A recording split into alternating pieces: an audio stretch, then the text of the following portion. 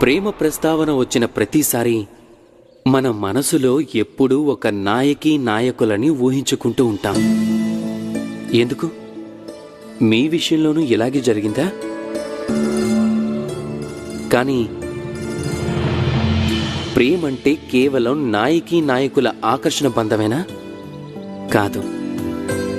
ప్రేమ పరివారంపై కలగచ్చు, తల్లిదండ్రులు సోదరీ సోదరులపై కలగచ్చు, బంధుమిత్రులపై కలగచ్చు, దేశంపైన జన్మభూమిపైన కూడా కలగచ్చు, మానవత్వంపై కలగచ్చు, అలాగే ఏదైనా కళపై కూడా కలగచ్చు, ఈ ప్రకృతిపైన కలగచ్చు.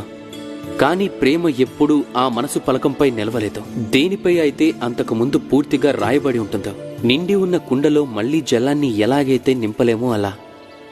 ఒకవేళ ప్రేమని పొందాలి అంటే మనసుని ఖాళీ చేయాల్సి ఉంటుంది.